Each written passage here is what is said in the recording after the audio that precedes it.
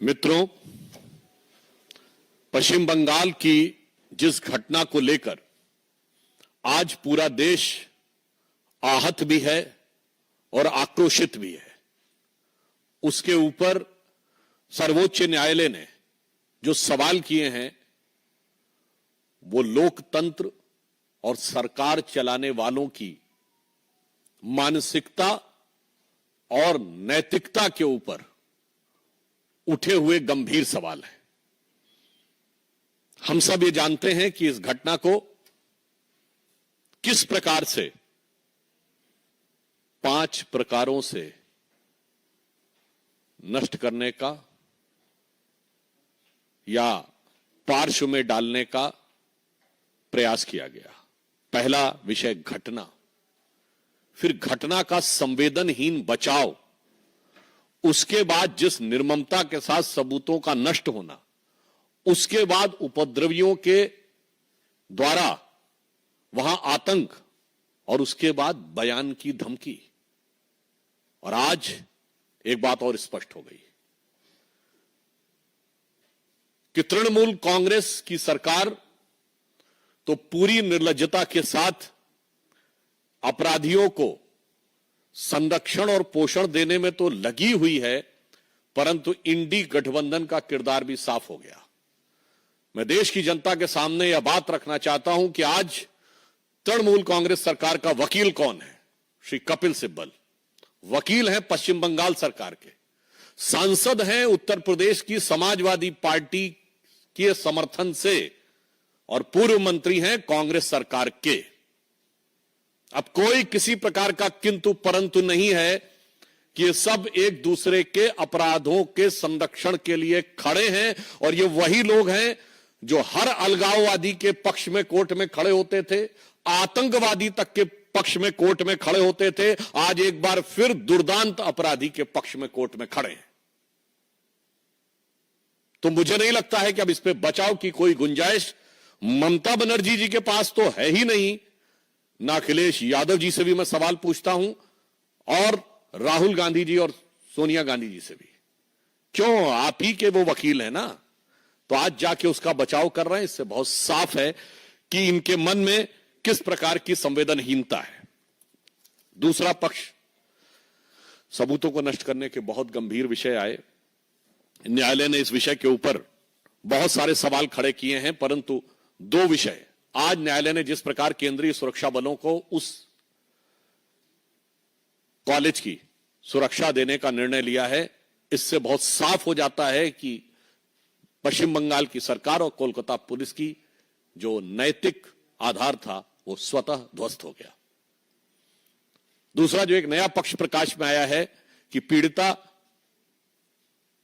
अपनी डायरी लिखती थी और वो अपने पिताजी से उसको साझा करती थी और उसके बहुत से पन्ने और उस दिन के पन्ने गायब हैं। सबूतों की तो ऐसी श्रृंखला है कि उस विषय के ऊपर क्या बोला जाए ये कहने में, आपने देखा कि प्रिंसिपल का ट्रांसफर हो, उसको दूसरे का कॉलेज में बहाली हो, 40 से अधिक डॉक्टरों का आनन फानन में ट्रांसफर,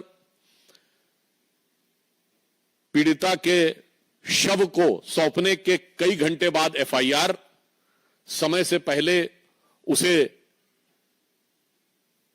जला देना, डायरेक्टर से पूछताछ न करना, और उससे अधिक गंभीर बात, जो प्रश्न पूछ रहा है उसके ऊपर कार्रवाई हो रही है। मैं एक नैतिक सवाल भी पूछना चाहता हूं कि सोशल मीडिया या वक्तव्य में यदि कोई भी व्यक्ति बयान दे देगा, सर्वोच्च न्यायालय ने इसका भी संज्ञान लिया है, तो जिस प्रकार से कार्रवाई आवश्यकता थी कि कठोर कार्रवाई यह सरकार करती उन लोगों के विरुद्ध जिन्होंने यह कार्य किया था, उल्टे कार्रवाई उन पे हो रही है जो कि इंसाफ की मांग उठा रहे हैं। चाहे 23 वर्षीय पॉलिटेक्निक की छात्रा सागनिका लाहा ने इस घटना को लेकर सरकार पे हमला किया तो उसको गिरफ्तार करने की कार्रवाई कर दी गई। भवानीपुर में एक छात्रा ने यह विषय को उठाया तो पश्चिम बंगाल सरकार ने उसे गिरफ्तार कर लिया, 18 वर्षीय छात्रा कीर्ति शर्मा को। पीड़िता के माता पिता ने भी बयान दिया। और तो और तृणमूल कांग्रेस के शांतनु सेन ने कॉलेज के खिलाफ बोला तो ऐसी जानकारी आई कि उन्हें प्रवक्ता पद से हटा दिया गया। और तो और स्वयं उनके सांसद सुखेंदु शेखर ने जब यह प्रश्न उठाया तो उनसे पुलिस जवाब तलब करने लगी। हमारे सांसद से कर रही है, वो तो उनकी प्रवृत्ति हमेशा से पता है, पर आप सोचिए कि अपने सांसद और अपने नेताओं पर भी कार्रवाई कर रही है। एक बहुत बड़ा सवाल उठता है। यह दर्शाता है, मैं देश के लोगों से कहना चाहता हूं कि इस बात को सोचिए कि इन पे तो कार्रवाई कर रही है, और उससे अधिक दुखद और दुर्दांत बयान उनके नेता दे रहे हैं। यदि उनके मंत्री उदयन गुहा ये बोलते हैं कि ममता जी की तरफ जो उंगली उठेगी तो वो उंगली तोड़ दी जाएगी, तो कोई ऐसा बयान देता है कि जो पीड़ित और आहत डॉक्टर हैं वो अपने गर्लफ्रेंड और बॉयफ्रेंड के साथ घूमने के लिए वहां बैठे हैं, तो उनके एक सांसद अरूप चक्रवर्ती इस ढंग का बयान देते हैं कि परिणाम भुगतना पड़ेगा। मैं देश के लोगों से पीड़ा और गंभीरता के साथ अपनी पार्टी की तरफ से कहना चाहता हूं कि आप सोचिए कि संविधान कितने बड़े खतरे में है आज पश्चिम बंगाल में। आप कल्पना करिए कि यदि इनकी कहीं सरकार होती केंद्र में तो उंगली तोड़ दी जाती, जो इनके मंत्री ने कहा है, उदयन गुहा ने, जो संदीप चक्रवर्ती ने, अरूप चक्रवर्ती ने कहा है, तो परिणाम भुगता दिया होता। आज सर्वोच्च न्यायालय और केंद्रीय बलों के हस्तक्षेप के बाद यह स्थिति है, तो मैं यह बात जिम्मेदारी के साथ कहना चाहता हूं। और आप देख रहे हैं कि इंडी गठबंधन के दलों में जो दुरभिसंधि है कि कांग्रेस के पुराने नेता, सपा के वर्तमान सांसद, सपा के समर्थन से बने वर्तमान सांसद तृणमूल कांग्रेस के वकील हैं, जिनकी ख्याति अपराधियों और अलगाववादियों का समर्थन करने की है। अर्थात अब बहुत साफ हो गया है कि संविधान इंडी गठबंधन की सरकारों में खतरे में है। और सिर्फ संविधान ही नहीं खतरे में है, जान और जहान भी खतरे में है और मान सम्मान भी खतरे में है। परंतु हम यह आश्वस्त करना चाहते हैं कि केंद्र सरकार कोई कोर कसर उठाकर नहीं रखेगी कि पीड़ित परिवार को न्याय सुनिश्चित हो सके। और इसके लिए चूंकि सर्वोच्च न्यायालय ने स्वतः संज्ञान ले लिया है, तो जो कानूनी प्रक्रिया है वो तो न्यायालय के दिशा निर्देश में चलेगी। उसमें जो भी सक्रिय, सकारात्मक और त्वरित सहयोग, means assertive, active and fast contribution which will be required on the part of the government, they will provide। और पूरे देश भर में चिकित्सकों के मन में जिस प्रकार का आक्रोश और वेदना है, हम उसके साथ हैं। और फिर हम साफ ये कहना चाहते हैं कि राहुल गांधी जी, ये मोहब्बत की दुकान में कैसे कैसे नफरती सामान है। आप सोचिए, उत्तर प्रदेश के कन्नौज से लेके कोलकाता तक जो कुछ हो रहा है, यदि इनकी किसी कारणवश केंद्र में सरकार होती तो दृश्य कितना खौफनाक होता। तो मैं उन लोगों से के प्रति संवेदना व्यक्त करते हुए पीड़ित परिवारों की तरफ से कहना चाहूंगा, ममता बनर्जी जी की सरकार को, जिसने निर्ममता की समस्त सीमाएं पार कर दी हैं, कि फिर उन निराश नयनों को जिनके आंसू सूखे हैं, देखो उन निराश नयनों को जिनके आंसू सूखे हैं, जो न्याय हेतु अभी तक पथ देखते हुए रूखे हैं। धन्यवाद।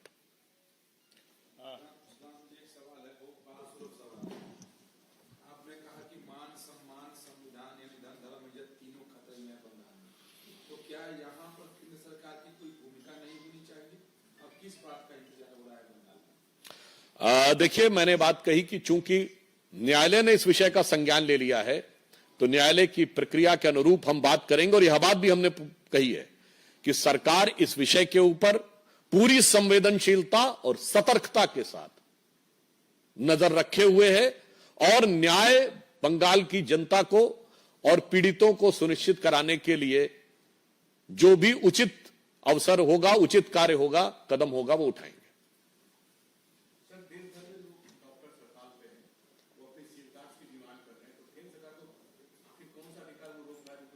केंद्र सरकार ने केंद्रीय जो अस्पताल हैं उनमें सुरक्षा बलों की 25% तैनाती बढ़ा दी है। और आपने देखा कि इस विषय पे भी अब चूंकि न्यायालय ने निर्णय ले लिया है कि central paramilitary forces RG hospital में रहेंगे।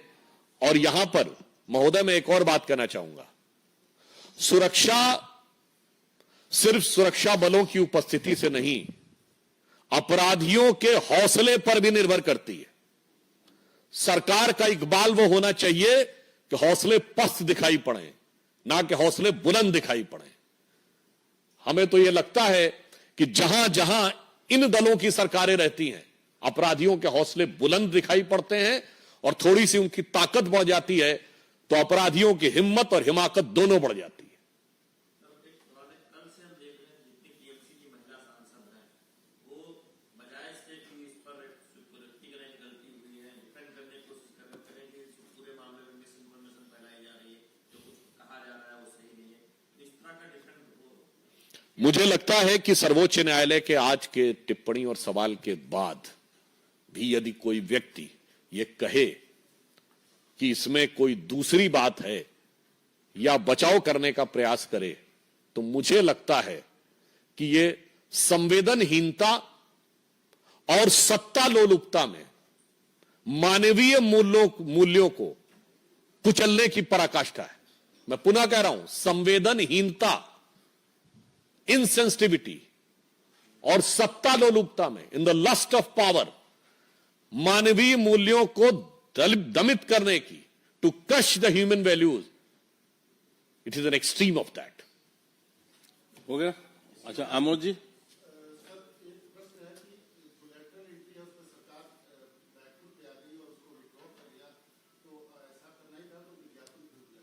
सरकार ने इस विषय के ऊपर आज निर्णय ले लिया तो मुझे लगता है उस आगे कोई उस पर टिप्पणी करने की आवश्यकता नहीं। राहुल गांधी ये डिसीजन लिया गया है कि सरकार ने रोल बैक किया, जबकि लेटर में साफ था कि इसमें रिजर्वेशन का सिस्टम लिया। पीएम ने कहा है कि हम सोशल जस्टिस को बराबर रखना चाहते हैं, बट कांग्रेस कह रही है कि राहुल गांधी की वजह से ये डिसीजन लिया गया है इलेक्टोरल एंट्री को जो वापस किया गया नोटिफिकेशन। राहुल गांधी जी और उनके खानदान की जो खानदानी विरासत है आरक्षण और एससी एसटी ओबीसी को लेके, वो किसी से छुपी हुई नहीं है और उनकी अज्ञानता भी किसी से छुपी हुई नहीं है। मैं राहुल गांधी से पूछना चाहता हूं, वो उस समय बहुत बोल रहे थे ना कि उनको इतने सेक्रेटरी नजर नहीं आते। अभी हमारे कैबिनेट सेक्रेटरी बने हैं, किस बैच के हैं? राहुल गांधी को ना पता और बताए 1987 बैच के। मैं राहुल गांधी से सवाल पूछना चाहता हूं कि 1987 में आपकी पार्टी नहीं, आपके पिताजी की सरकार थी, बताइए कितने एससी एसटी ओबीसी थे उस समय आए थे? क्यों आरक्षण नहीं दिया था आपने ओबीसी को? कम से कम अपने पिताजी का तो जवाब दीजिए, उसके बाद हमसे सवाल कीजिए।